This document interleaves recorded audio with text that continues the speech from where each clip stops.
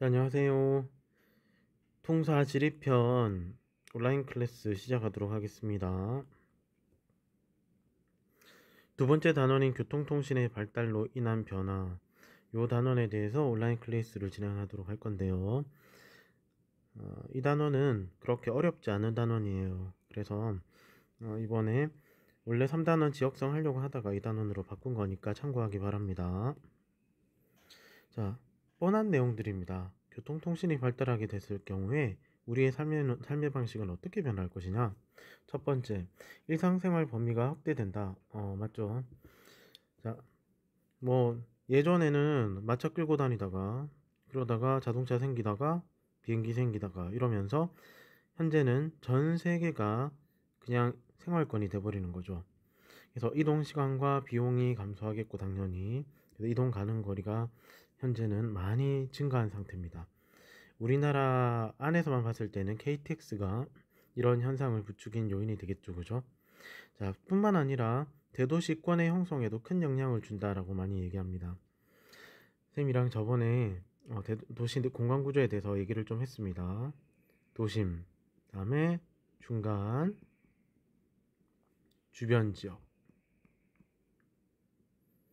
이렇게 있는데 요게 하나의 도시의 시경계라고 얘기를 했었습니다. 도시의 시경계.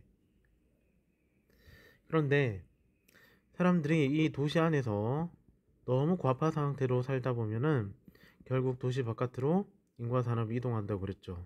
자, 이게 이동하는 과정에서 교통의 발달과 맞물리면서 이 교외화가 확장되어 나갈 것이란 것도 한번 들었습니다. 그죠? 근데 이 과정에 만약에 여기서 보다시피 교통이 지하철의 발달, 지하철 노선도의 발달, 그다음에 도로교통의 발달로 인해서 점점 더 주변 지역으로, 교외 지역으로 공간 범위가 확대되면 도시는 거대한 대도시의 권역을 만들어낸다는 거죠. 그러면 중심 도시에 영향이 미치는 공간 범위는 중심 도시의 이 세 개의 동시원뿐만이 아니라 주변에 있는 근교 지역이 모두 다 포함돼서 하나의 대도시권 안에 들어간다는 얘기가 됩니다. 일반적으로 통용되는 대도시권의 한계 범위는 어떻게 얘기하고 있냐면 통근 시간이 1시간일 경우를 그 범위까지를 대도시권의 최대 공간 범위라고 얘기를 하게 됩니다. 그래서 참고로 알고 있으면 되겠습니다. 두 번째, 경제활동의 범위가 확대된다. 뭐 당연한 거겠죠. 교통이 발달했다. 그렇게 되면 대량 화물의 빠른 수송이 가능하다. 이런 부분은 이제 일반적으로 비행기를 생각하면 되겠습니다. 전 세계적으로. 그 다음에 통신이 발달했다. 금융거래 활성화로 기업의 경제활동 범위가 확대되었다. 네, 요새는 최근 들어서 인터넷을 가지고 전 세계적으로 어마어마한 인터넷망으로 거미줄처럼 된 것으로 우리가 우리 정보들이 어디로 이동하는지 모르죠. 그래서 원래 예전에는 뭐 금융 전산망도 하나의 거대한 망을 사용했다고 그러네요. 근데 최근 들어와서는 이 하나의 거대한 망을 사용하게 될 경우에 너무 보안상 문제가 생기기 때문에 여러분들이 한번 좀 들어봤을 그 알죠? 그 뭐라더라? 비트코인에서 사용하는 네트워크망 있잖아요. 그것처럼 엄청나게 많은 이제 네트워크망들을 만들어서 보안을 유지시키고 금융 거래를 활성화시킨다. 이렇게 얘기를 들은 바가 있어요, 쌤도. 자, 그래서 이 금융 거래 활성화로 기업의 경제 활동 범위가 확대되더라. 그다음에 소비자는 세계 각지에서 생산된 상품을 구매 가능하다. 예. 여러분 또 직구하죠. 직구. 해외 직구. 쌤도 되게 많이 하는데 이게 가능했던 이유도 마찬가지로 전 세계가 금융 거래망 혹은 어, 직접 인터넷 사이트를 통한 다이렉트로 검색을 해가지고 물건을 골라가지고 결제할 수 있는 망 이런 것들이 다 갖추어졌기 때문에 가능했던 일이 되겠습니다. 다국적 기업의 등장. 네. 전 세계가 교통통신의 발달로 인해서 모든 물품의 판매 그리고 기업들의 공간 활동 범위 이런 것들이 사실 24시간 안에 지구 한 바퀴를 모두 다 돌 수 있을 정도로 가능해졌기 때문에 다국적 기업들이 굳이 본국에만 본사를 두거나 본국에만 공장을 둘 필요가 없어지게 된 거죠. 결국 전 세계적으로 모두 다 공간 범위를 확대시키고 있는 중이라고 합니다. 다음 보겠습니다. 세 번째, 여가 공간의 확대. 이건 뭐 어렵지 않죠. 국내 해외여행 요새 많이 다니잖아요. 우리도 수학여행을 일본으로 가려고 준비 중에 있습니다. 그렇죠? 자, 최근 들어와서 특히나 또 요 해외여행을 증가시키게 된 주요 요인이 저비용 항공사들이죠. 저비용 항공사들이 1, 20만 원대로 전 세계로 동남아 지역까지 여행할 수 있도록 비용을 완전 낮춰놨죠. 그래서 여가 공간도 마찬가지로 국내뿐만 아니라 국외로 엄청나게 증가할 수 있게 됐었던 거죠. 인적 교류의 활성화, 다른 지역이나 국가 문화를 체험할 기회도 많이 늘어났다. 네 번째, 생태 환경의 변화. 교통망, 통신시설 구축 과정에서 생태계가 교란되고 파괴될 수 있죠. 원래 우리나라에서만 존재하는 물고기 중에 잉어란 게 있어요. 그런데 이 잉어가 엄청난 번식력과 그다음에 온갖 종류의 먹이를 다 먹는다네. 근데 이게 어떤 경로인지는 모르겠으나 어마어마하게 많은 이런 인적 물적 교류가 일어나다 보니까 새끼 잉어를 누군가가 가져갔는지 모르겠지만 미국에서 번식하기 시작했대요. 그래서 미국에서는 골칫거리가 돼버린 상태라고 하더라고요. 그것처럼 전 세계가 세계화되면서 생태 환경도 엄청나게 변화하게 되는 거죠. 발달한 교통통신 수단을 이용한 도움의 증가. 자, 뭐 헬리콥터가 지난 시간에도 얘기했지만 굉장히 깡시골 같은데 이제 누군가가 할머니 할아버지께서 아프시게 되면 날라야 되는데 주변에 병원이 없잖아요, 그죠? 그래서 헬리콥터를 가져가가지고 바로 그냥 할머니 할아버지를 실어가지고 대도시로 오는 경우도 많이 생겼다고 합니다.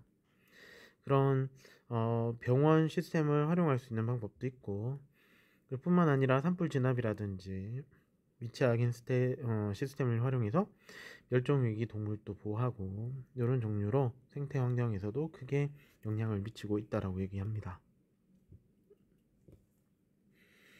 교통의 발달에 따른 주민생활의 변화도 한번 봅시다. 이제는 본격적으로 우리나라 안에서 교통이 발달했을 때 공간상에서 어떠한 일들이 일어나게 되는지를 고속화 철도 사업을 통해서 알아볼 수 있도록 하겠습니다. 애초에 초기에 고속철도가 막 들어온 단계, 막 들어왔을 때 그때는 서울에서부터 시작해서 경부선과 호남선이 주가 돼가지고 이렇게 만들어져 있고 요게 가장 첫 번째 시작이었죠. 고속철도의 첫 시작 지점. 그런데 이게 이제 시간이 지나면서 고속철도를 이제 전체적으로 전국토로 확장시키면서 고속화 철도 정차 지역의 범위를 훨씬 더 넓혀주겠다는 그런 취지로 제3차 국가철도망 구축 계획안을 세웠어요. 만약에 이게 시행하게 되면 오른쪽과 같이 이렇게 넓은 지역이 이제 보라색으로 칠해진 이 넓은 지역 고속화 철도 정차 지역이 전국적으로 커질 것이라는 걸 예측하고 있는 내용이 되겠습니다. 주요 거점 간의 통행시간 변화를 한번 살펴보게 되면 만약에 그래서 3차 국가철도망 구축 계획안이 다 구축이 되면 2025년에 구축이 된대요. 그런데 요 안에 맞출지는 모르겠다고 하더라고요. 자, 아직 3년밖에 안 남았는데 아마 조금 더 지연될 수도 있겠죠. 하지만 이게 만약에 모두 다 구축이 되면 우리나라 안에서 이렇게 전체적으로 서울, 강릉, 광주, 부산 이렇게 사각형으로 이어버리고 대각선까지 그어버리면 이 전체가 모두 다 고속화 철도 노선이 만들어지게 되고 그리고 KTX가 다니기 때문에 시간이 다 단축이 되고 축소된대요. 그럼 봐요. 서울에서 강릉까지 원래 5시간 걸리던 게 요건 현재 지금 철도가 다니고 있죠. 1시간 7분이 걸린대.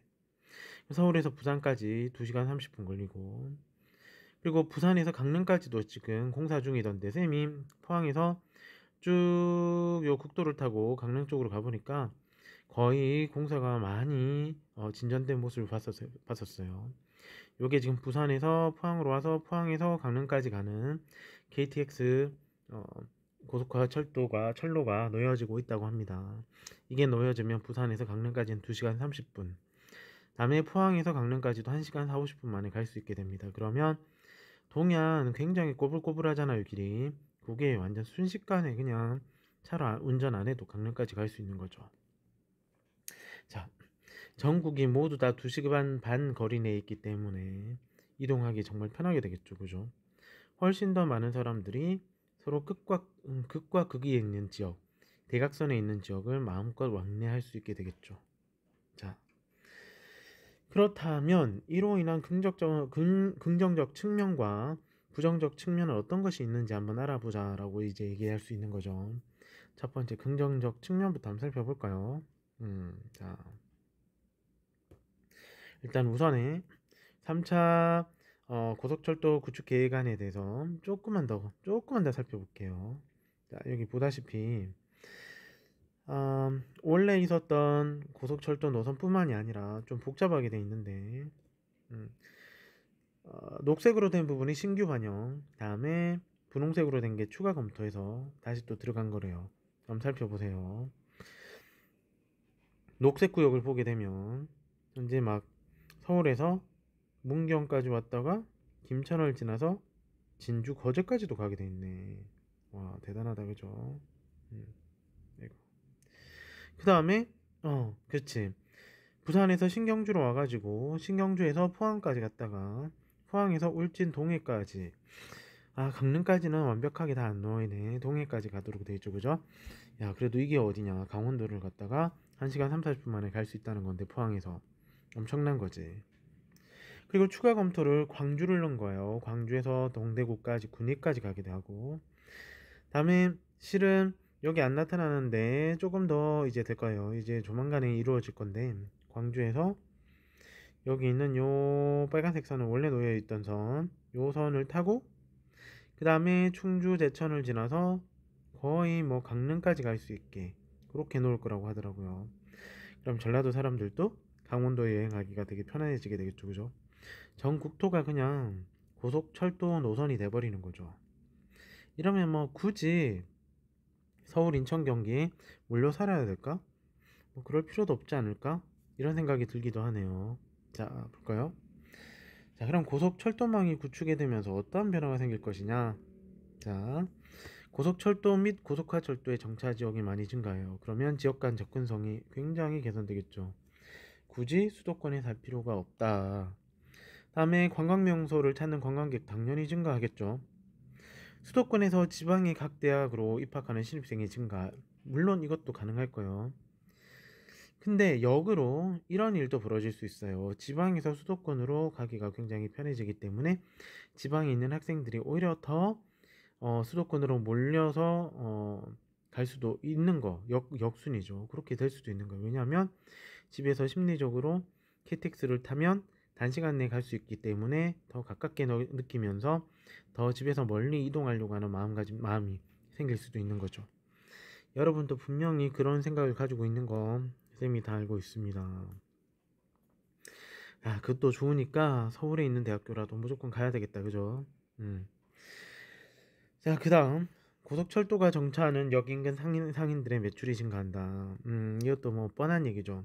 역세권이 왜 중요한데, 역세권은 고속철도가 이제 내리는 지점은 전국적으로 사람들이 다 몰려서 특정 지역의 고속철도역에 내리잖아요.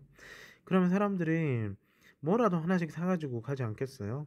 그냥 그쪽에서 상가를 내놓으면 장사가 잘 되겠죠. 그래서 이 부분 때문에 KTX 역사가 들어서게 되면 그 이전에 구기차 역사는 완전 쇠퇴하게 된대요. 그리고 KTX 역사는 많이 성장하게 되죠. 자, 이래서 이거를 이제 극복하기 위해서 포항도 마찬가지 포항역 부분이 예전엔 굉장히 호황이었다가 지금은 완전 쇠퇴해버렸잖아요.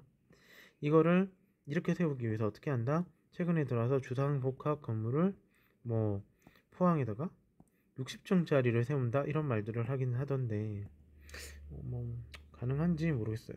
뭐 일단은 세울 거라고 하긴 하대요.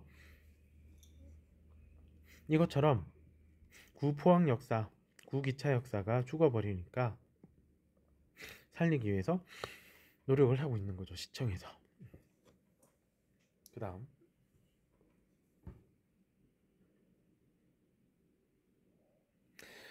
자, 반면에 아까는 금방 봤던 거는 요거는 이제 긍정적 측면이었잖아, 그죠? 그런데 만약에 제3차 국가철도망 구축 계획안이 시행이 되면 부정적 측면이 되겠죠. 요거는 어떤 부분이 있을까? 경쟁 상대인 항공이나 버스 업계는 승객 감소로 타격을 입게 될 것이다. 이거 포항에서도 나타난 사건입니다. 포항에 지금 포항 공항이 있는 거 알고 있죠? 근데 요게 포항 공항이 KTX역이 생기고 난 다음에 승객 감소로 적자 위기에 놓였던 거예요. 그래서 이걸 어떻게 해서든 기존에 있던 포항을 또 공항을 폐쇄할 수는 없잖아. 그래서 포항 공항을 다시 일으켜 세우기 위해서 이름도 바꾼다. 포항 경주 공항.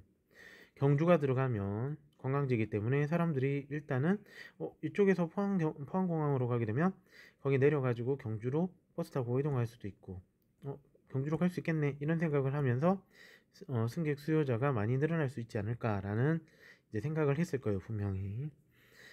자, 왜 이런 것까지 이름까지도 바꾸고 난리를 치냐, 바로 경쟁 상대가 등장했기 때문이죠, KTX. 음. 그래서 모든 게 다 경쟁이요, 보다시피 뭐가 하나 더 생기면 경쟁 상대가 또 생기는 거지. 여기에 타개하기 위해서 노력하는 거지. 버스도 봐. 자, 저가항공사 생겼지. 다음에 KTX 생겼지. 이래 버리니까 기존에 있던 버스가 장사가 안 되는 거지. 그래서 우리 버스 어떤 게 생겼어요, 최근 들어가지고 완전 고급화 시킨 버스 있잖아요. 왜 주로 야간에 탈 때 이용하는 버스. 그러니까 비행기 비즈니스 클래스를 그대로 버스 안에다 집어넣은 거잖아요. 쌤도 딱 한 번 타봤는데 가격도 뭐 나쁘지 않고 되게 편리하게 돼 있더라고. 이렇게 고급 버스를 만들었더니 사람들이 좀 걱정했거든. 초반에 비싸서 사람들이 이용하지 않을까봐. 근데 이전에 비해서 수익성이 더 늘어났더라라는 거죠. 이런 식으로 뭔가를 차별화시키는 전략이 필요한데 잘 먹혀 들어가고 있는 것 같아요. 두 번째, 고속철도가 정차하지 않는 역 주변의 상점들은 유동인구 감소 때문에 상권이 침체되더라. 아까 얘기했던 부분이죠, 그죠? 그래서 이것도 타개하기 위해서, 극복하기 위해서 주상복합 건물을 주변에 만들어가지고 60층짜리 이겨내려고 한다라고는 얘기는 들었는데, 포항 인구가 50만인데 60층짜리 건물이 들어섰을 때 얼마나 잘 유지가 될 것인지 물음표긴 합니다. 예.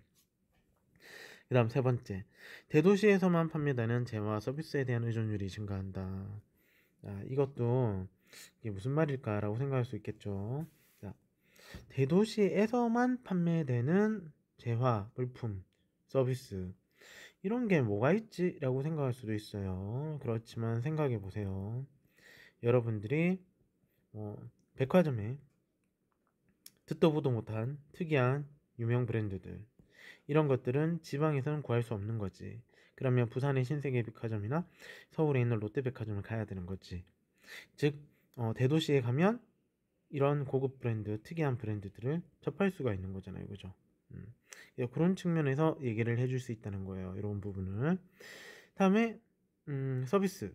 자, 지방에는 뭐 요건 그냥 참고 세명기독병원, 다음에 성모병원 이런 거 있죠. 그리고 저번에 또 맞다, 기억나네. 여러분 기억해 보세요.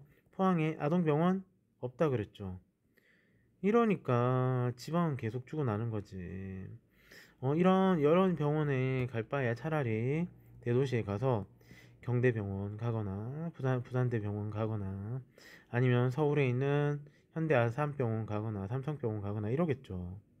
병원조차도 서비스가 이렇게 격식이 다른데, 그리고 아주 희귀병이라든지 고치기 힘든 병도 모두 다 낫게 할 수 있는데 어떻게 교통수단이 발달해가지고 KTX가 발달해서 뭐 4시간 걸리던 게 한두 시간 만에 간다면 사람들이 서울로 가지 않겠냐는 말인 거죠, 맞죠? 그래서 이런 문제들이 발생한다는 겁니다. 알겠죠? 자, 그 다음. 그럼 교통통신의 발달에 따른 세계의 변화는 어떨까? 보다시피 1500년경부터 1840년경 사이에는 마차, 범선, 대항해 시대 이런 걸로 이동했어요. 시속이 16km밖에 가지 않았네. 이래다 버리면 한 사람의 입장에서는 전 세계가 엄청나게 크게 넓어 보일 거예요. 자, 공간을 인식하는 거죠. 그런데 1850년부터 1930년대가 되면서 증기선이 발명이 되고 평균 속도는 시속 25km가 됐대. 거의 그래도 1.5배 늘어났지, 시속이. 그랬더니 세계 공간 구조가 인간들의 입장에서 봤을 때는 줄어든 듯한 느낌이 드는 거죠. 그러다가 비행기가 발견, 그러면 더 좁아져 있네. 다음 제트 비행기가 발견, 그러면 더 현재는 더 좁아지겠네. 세계를 인식하는 공간 범위가, 인간이 인식하는 공간 범위가 이렇게 많이 좁아들게 됐다는 얘기입니다. 자, 그런 의미로 받아들이면 됩니다. 이렇게 해서 사실 물리적 거리는 그대로 유지되죠. 물리적 거리라는 것이 바로 그냥 우리가 자로 잰 킬로미터라고 생각을 해야 돼요. 반면 심리적 거리는 어떻게 됩니까? 축소되죠. 하나 더 해볼까? 시간적 거리는 축소되죠. 시간적 거리란 게 순식간에 단시간 내에 어딘가로 이동할 수 있다면 시간적 거리가 축소됐다고 얘기할 수 있겠죠. 그죠? 그래서 이런 현상들이 나타난다는 걸 참고하기 바랍니다. 다음. 그러면 교통통신의 발달에 따른 문제점 또 다른 거 어떤 게 있는가 이렇게 한번 이제 정리를 해볼까. 좋은 점만 있는 건 아니더라. 자, 첫 번째 지역 격차가 발생한다는 거죠. 이때까지 있었던 KTX 가지고 전체적으로 우리나라에 대한 공감 구조에서의 변화를 쭉 설명해보고 전 세계적인 교통통신의 발달에 따른 공간 범위의 축소에 대해서 얘기를 해봤는데, 그럼 그에 따른 문제점은 무엇이냐? 접근성이 향상된 지역의 경우에는 경제활동이 완전 활성화되어서 더 커지는 거지. 하지만 교통 조건이 불리해진 지역은 경제활동이 훨씬 더 위축되는 거죠. 생각을 해보세요. 대구랑 그 다음에 뭐 봉화, 영양 이런데 시골을 생각하는 거야. 그러면 봉화, 영양이 예전에는 엄청 그래도 사람들이 꽤나 살았는데 다 빠져나간 거지. 인구와 산업이. 대구는 대신 더 활성화되는 거지. 이런 측면으로 생각하면 됩니다. 새로운 교통기반 시설의 구축, 지방 중추도시 권해 육성 사업 시행 이런 식으로 해서 뭔가 이거를 이겨내자라고 많이 얘기하고 있는 거예요. 그래서 아까 봤던 KTX 노선도 제3차 국토 고속화 전철 철도 사업 이런 걸 할 때 KTX 노선을 일부러 많이 사람들이 내리거나 서지도 않음에도 불구하고 많이 이제 쫙 설치하는 거죠. 자, 그 다음 번째 대표적인 사례 또 다른 게 하나 더 있어요. 자, KTX 역사와 관련해 가지고 이렇게 좀 사례를 들은 거지만 이게 전반적으로 복합적인 그런 내용들이 좀 들어가 있습니다. 빨대 효과라는 게 있어요. 빨대 효과가 뭐냐면 만약에 서울에서 대전으로 가는데 만약에 서울 대전이 주요 KTX 역인 거예요. 중간에 또 뭐 세종시가 생겼다. 그럼 세종이 주요 KTX 역인 거예요. 그럼 서울, 세종, 대전은 엄청나게 많은 수요자를 흡수해 버리는 거라. 그러면서 도시가 점점점 중간 도시 이런 데가 더 커지는 거지. 그런데 주변에 조금 옆에 비켜나 있는 곳 이런 데 뭐 공주가 있다. 이런 데는 원래 예전에 있었던 그 뭐 무궁화호, 새마을호 이런 게 다니고 있다면 이 기차들이 다니는 역사 주변은 완전 쇠퇴해 버리는 거지. 그래서 공주 주변에 살 게 아니라 세종시에 다 간다고 다 사람들이 이사를 해버리는 거예요. 그러면 중간중간에 있는 KTX 역사들이 있는 곳의 도시들이 훨씬 더 커져 버리는 거지. 이런 현상을 빨대 효과라고 부릅니다. 자, 사례로 공주 지역의 인구를 한번 봅시다. 2009년 말 12만 명이던 게 2010년 750명 증가. 커질 것 같았어. 2011년 살살 감소하네. 그런데 세종시 출범 직전에 12만 4,137명, 거의 2009년과 세종시의 출범 직전인 2012년 초반대까지만 해도 인구의 변천은 없었어요. 그런데 세종시가 출범하고 난 직후 2012년 7월 이후부터는 뜬금없이 공주시의 인구가 다 빠져나가는 거죠. 세종시 쪽으로. 순식간에 몇천 명이 빠져나가고 2012년 말이 됐더니 거의 10,000명 가까이 도달하는 거지. 빠져나가는 인구가. 안 그래도 인구 적은데. 지난해까지 이제 요게 얼마 7년 연속 쭉 내리막이 되면서 2019년 되니까 10만 명대로 떨어진 거지. 이런 일이 벌어진 거예요. 네. 자, 그래서 이런 걸 빨대 효과라고 사례를 들어서 얘기할 수 있겠습니다. KTX가 지나가지 않거나 혹은 그제서야 KTX를 새로 놨는데 KTX의 역사가 들어서 있는 곳이 주요 사람들의 밀집 지역이 아닌 엉뚱한 곳에 있다. 이러면 여기 있는 기존의 공주시에 있던 사람들, 주요 시가지에 있던 사람들은 오히려 세종시에 빠져들어가 버리는 일이 벌어질 수도 있다는 거죠. 그리고 새로 공주시도 지금 KTX를 막 만들었는데 KTX 역사가 엉뚱한 데 있기 때문에 오히려 공주시를 키우는 데는 별 영향력을 주지 못하고 있다는 얘기예요. 자, 거기에 관련해서 한번 살펴볼까요? 아이고.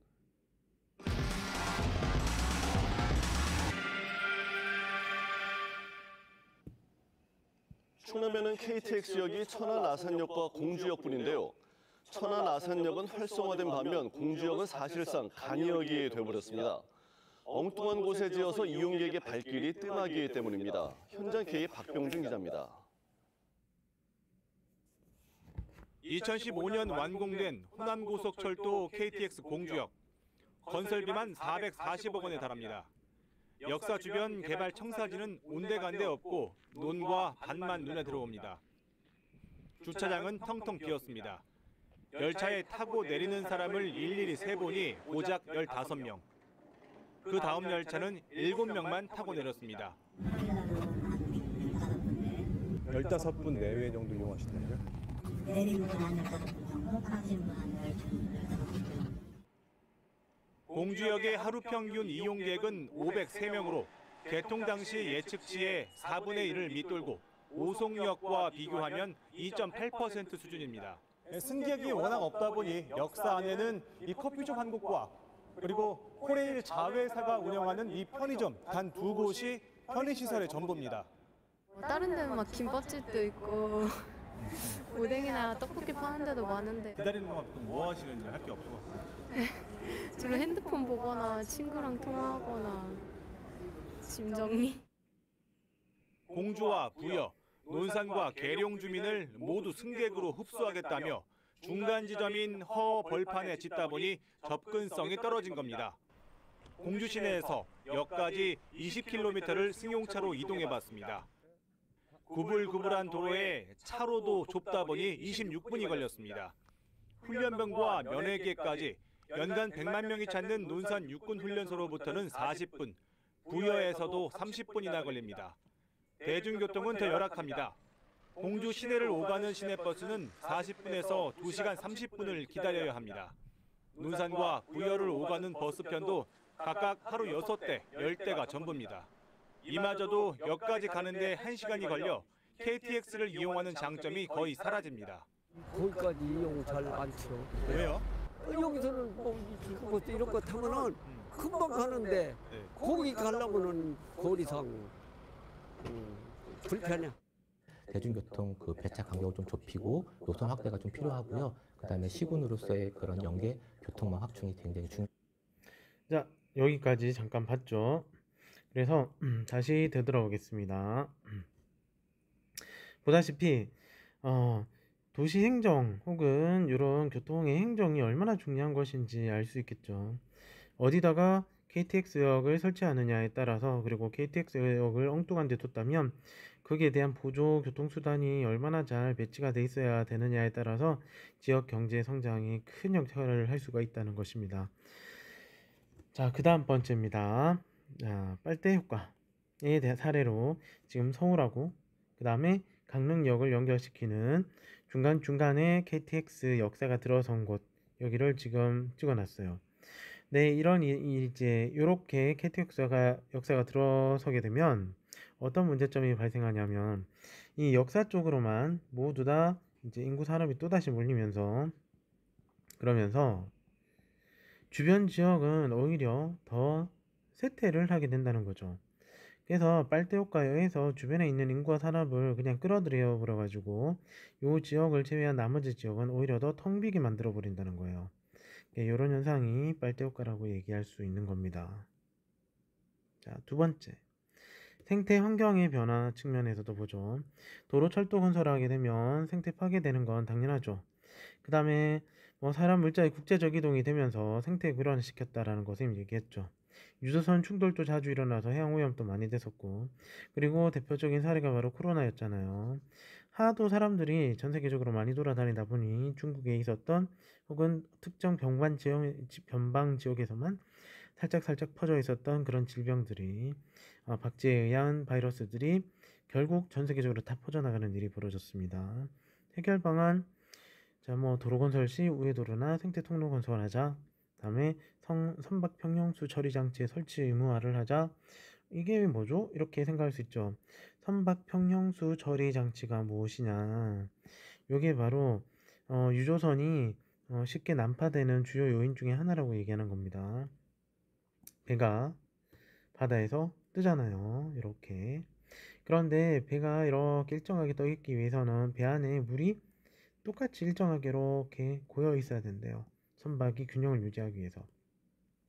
그러니까 배 안에 바닥 쪽에 밑바닥에 보면 평형수라고 해서 배의 균형을 유지하기 위한 물이 고여 있대요. 그런데 예전에 생긴 그 세월호 사건 같은 것도 기억나죠? 배에 사람들을 더 많이 싣기 위해서 이 평형수를 좀 빼버렸대요. 선사 측에서. 그래서 배가 쉽게 양옆으로 잘 이동하게 되고 결국 자칫 잘못하다가 자초될 수도 있는 거죠.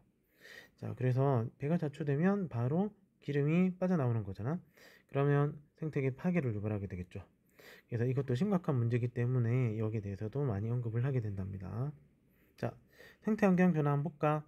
육교형, 터널형, 양서, 파충류용 이렇게 돼 있죠. 그래서 이런 식으로 해서 고속도로 놓으면 육교로 생태 통로를 만들어 두고 노루 같은 게 막 지나갈 수 있게 해주는 거 본 적 있죠. 터널형도 이런 식으로 이제 위에 고속도로가 다니면 밑에 사람이 다니는 것도 아닌데 조그맣게 뚫어 놓은 것도 있어요. 그다음에 요게 굉장히 작은 것도 있고, 네, 이런 게 생태 환경의 변화에 대해서 동물들이 좀 더 이동하기 편하게 만들어주는 하나의 해결 방안이 될 수도 있답니다. 자, 그다음 그러면 교통의 발달로 인한 공간 변화를 지금까지 다 했고요. 그 다음에 나오는 게 정보화로 인한 변화입니다. 정보화로 인한 변화는 여러분들이 쌤보다 더 잘할지도 모른다. 자, 일상생활의 편리성과 안전성 증대를 위해서 사물 인터넷이란 게 나오게 됐죠. 인간의 진짜 두뇌는 어디까지 가는 것인지. 자, 인터넷 오브 띵스라고 해서 얘기를 많이 하죠. 자, 요거는 IoT. 자, 사물과 사물 간에 인터넷이 연결되어 있다는 거잖아요. 도대체 이게 어떻게 되는 것이냐. 물론 중간에 메인에 주로 폰 같은 게 있을 수 있겠다. 스마트폰 같은 거. 그 다음에 그 앱에서 막 이것저것 다 뭐 이렇게 이것저것 아니지. 하나만 딱 뭔가 이제 제어 장치 같은 게 있어도 되겠네. 일단 뭐 데이터베이스화 돼 있거나 명령을 내리거나 하는 뭔가가 있어야 되겠죠. 그러면 이제 이게 어떻게 되냐면 우리는 보통 일반적으로 다이렉트로 와이파이를 통해서 지시를 내리고 그런 다음에 이게 뭐 움직이거나 이렇게 하겠죠. 뭔가 기기가 있다면. 그런데 여기서 벗어나 한 단계 더 가는 거지.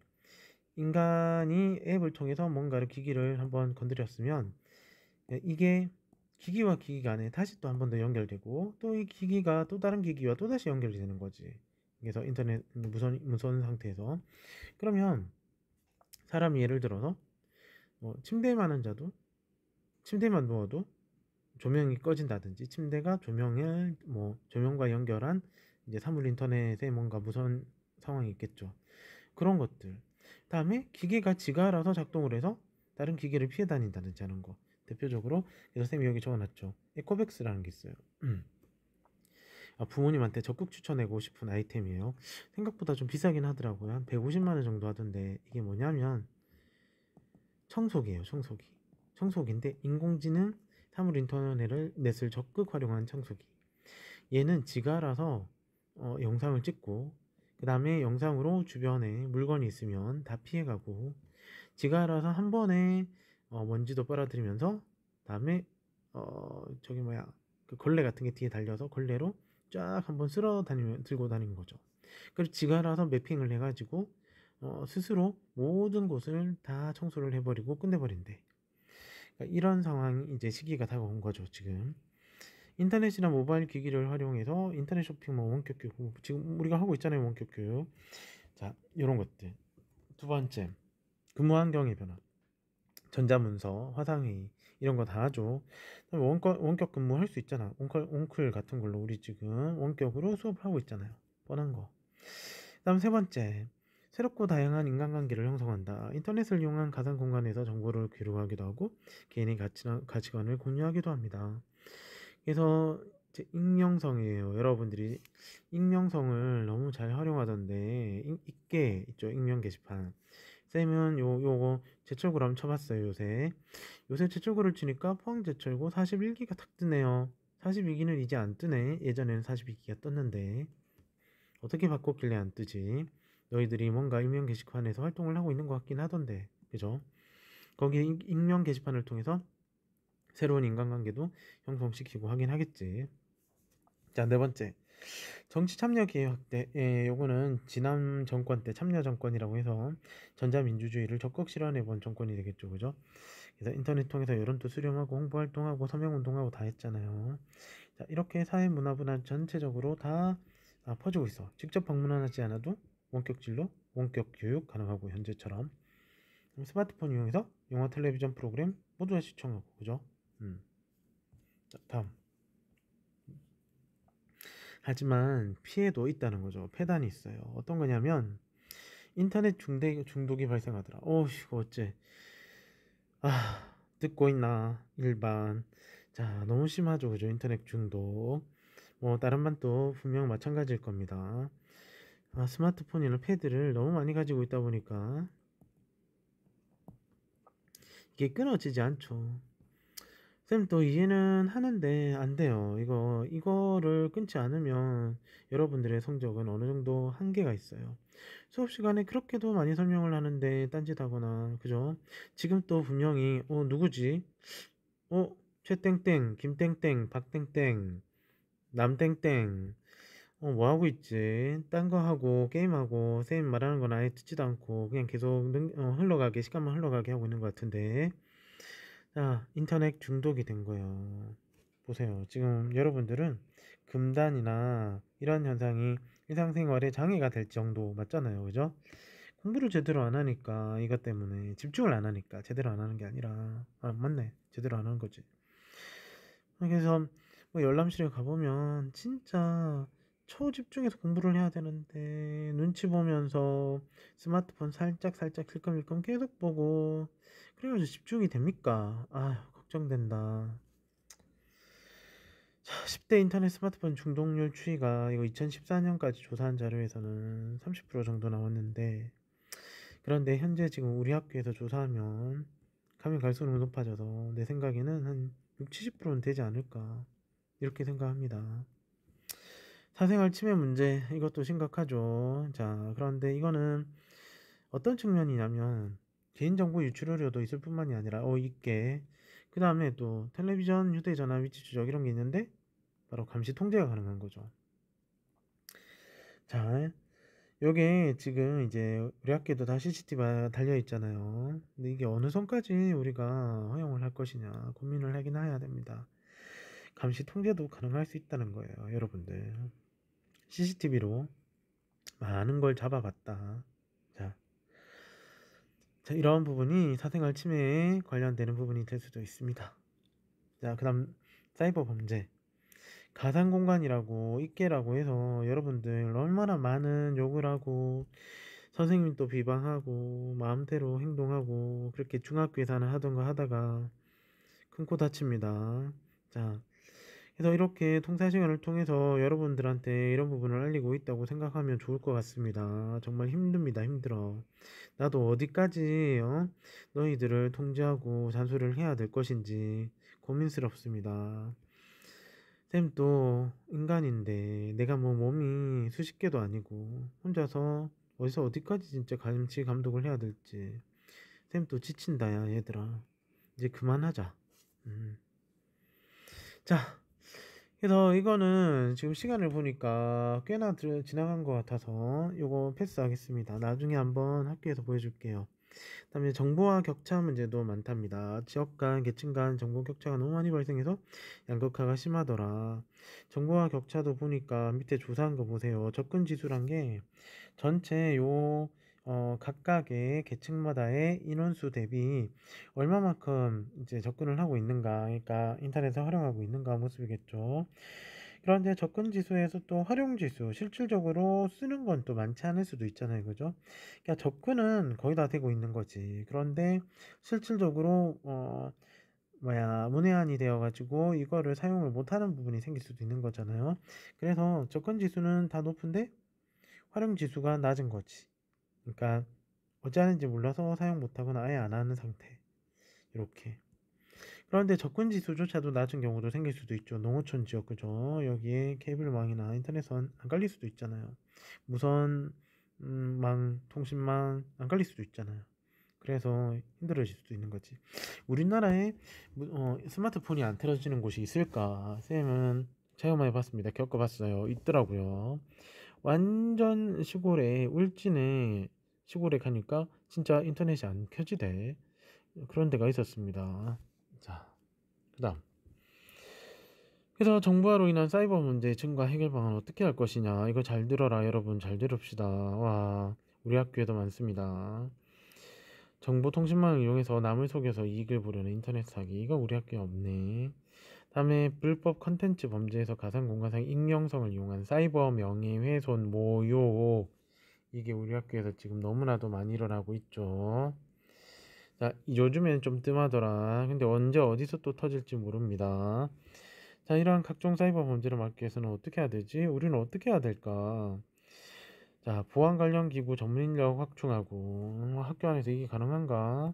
그 다음에 관련 법률을 정비해야 된다. 학교 안에서 법률 정비하기가 쉽지가 않죠. 지속적인 정보통신 윤리 교육 시행, 이거는 학교 안에서 할 수 있다, 그죠? 그래서 교육적 측면에서는 3번밖에 안 되네. 1, 2번은 사회적 측면에서 해결을 해야 되는 부분이다, 그죠? 자, 전 사회 전체적으로 이런 현상이 일어나고 있다는 것을 얘기해주고 있는 거죠. 정보통신망 이용 범죄를 보니까 인터넷 사기, 와, 그치? 인터넷상에서 사람 등쳐먹는 게 얼마나 많은데. 자, 사이버 저작권 침해도 있네. 일단 불법 콘텐츠 범죄, 사이버 명예훼손 모욕, 이거 우리도 심각하잖아요. 지금 현재 사회에서도 이게 심각하다. 사이버 음란물, 요건 조금 줄어들었네. 예전에 이것도 되게 컸는데 최근에 들어와서는 추적해가지고 잡아가죠. 그러고 난 다음에 이게 줄어들고 있더라니까. 자, 여기까지가 바로 우리 요까지 해서 교통통신의 발달과 정보화 사회에서의 긍정적 측면, 부정적 측면, 이거를 해결하기 위해서 어떤 방안이 필요한가까지 다 알아봤습니다. 자, 온라인 클래스 상에서는 여기까지 할 수 있도록 하겠습니다, 선생님이. 그 다음 뒤에 있는 지역과 지역성은 다음 시간에 하도록 하고, 먼저 도시화 산업화가 끝나지 않은 바는 도시화 산업화 뒷부분에 남은 거 1시간 하고, 다음에 지역의 공간 변화 1시간 하고 마칠 수 있도록 하겠습니다. 시험 범위가 그렇게 구성되어 있다는 거 참고하기 바라겠습니다. 자, 온라인 클래스는 여기까지 하도록 합니다. 수고 많았습니다.